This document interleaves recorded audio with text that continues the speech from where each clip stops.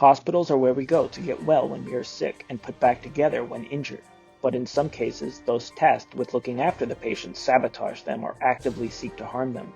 This is sometimes due to something called Munchausen by proxy syndrome, where a caretaker of some sort seeks to gain attention by causing emergencies in their proximity. Such is the case of firefighters who are also arsonists, or nurses and doctors who poison their patients. The men and women of the medical field who commit such acts are often referred to as angels of death.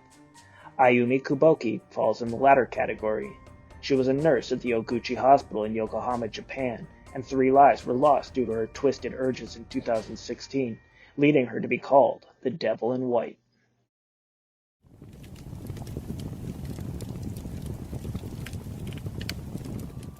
The terminal ward at the Oguchi Hospital was having a bad year in 2016.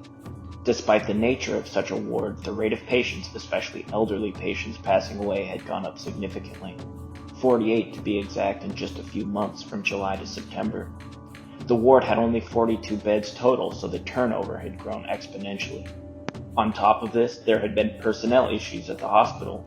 Arguments between staff and vandalism of the medical supplies had led multiple people to resign or be fired, but unfortunately, the truly evil member of staff remained.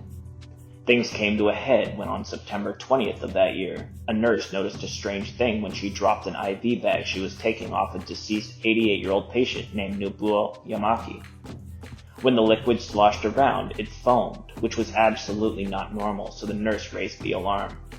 After all, a life had just been lost after Mr. Yamaki deteriorated and sadly passed away of unknown causes not long after having a drip started.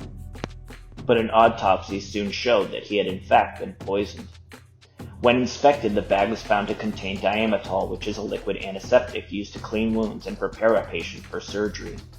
At first, no one knew how the chemical got into the IV bags, and so they immediately checked the others on the floor and found something horrifying. There were small punctures in 10 of the bags, meaning that the diametol had been added using a syringe, likely by a member of the hospital staff. Even worse, some of the tainted bags had already been administered to patients. One of them had been given to an 88-year-old man named Sozo Nishikawa 2 days earlier. He had passed away after his condition had rapidly declined without an obvious cause, but in an instant they knew that he also had been poisoned. As the investigation began, it was found that others had received the tainted IV bags, with at least one more known to have lost their life to the unknown monster. Asayo Kitsu was the youngest of the 3 proven victims at 78 years old. He had suffered respiratory failure 1 hour after an IV drip had been administered. Police needed a way to find the poisoner, but the chemical was stored in multiple places throughout the hospital, making identification difficult. They started by taking an inventory of the hospital's diametol and searched the employees' belongings. In one nurse's bag, they found residue of the chemical in question. It belonged to 29-year-old Ayumi Kuboki, who had been a registered nurse since 2007. When the investigators asked her coworkers about her, more than one had seen her acting suspiciously, including one person saying that he had seen her going into one of the patient's rooms shortly before they expired. At the time, she had not been assigned to monitor this patient.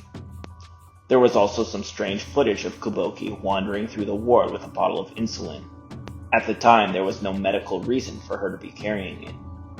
In large doses, insulin can cause seizures and can be fatal, and this was enough to bring her in for questioning, but many of the hospital staff were as well at this time, so it did not go far. As the investigation progressed, however, it became clearer and clearer that Kuboki likely had something to do with the fatalities in the terminal ward.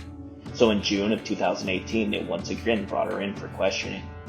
This time she quickly admitted that she had in fact injected the diametol into the IV bags of at least 20 patients. With this confession, she was charged with homicide in 3 of the cases. Meanwhile, she was writing letters denying her responsibility, but eventually, she stopped the facade of innocence and once again admitted to what she had done. This is where it gets even worse. When asked why she did it, she said that she disliked having to talk to deceased patients' family after they passed away. To this end, she poisoned them so that they would expire during someone else's shift, becoming someone else's problem. She is quoted as saying she found these conversations with loved ones troublesome, and so wanted to avoid them at all costs. She also said how that one of her coworkers had expressed suspicion about her having something to do with the rising death rate of the patients, and admitted that after this she fantasized about taking his life as well. Beyond the three, there were several other cases she is suspected of which did not have enough evidence to charge her with, but it is likely that she was behind many more of the deaths in the terminal ward. An investigation is still ongoing regarding the 48 lives that were lost during this time period. Kuboki's trial began on October 1, 2021, with her defense arguing that she had mental deficiencies that reduced her culpability. One of the conditions that she is said to have suffered from was schizophrenia, but this was dismissed by the prosecution and she was declared legally sane. While the death penalty was on the table, the claims of psychological problems was enough to avoid it, and she instead received life in prison on November 9th. However, this sentence was not acceptable to either the defense or the prosecution, and the case is currently being appealed to the Tokyo High Court. Based on the evidence, it seems like the defense is playing with fire, and I would not at all be surprised if she ended up on death row where she belongs.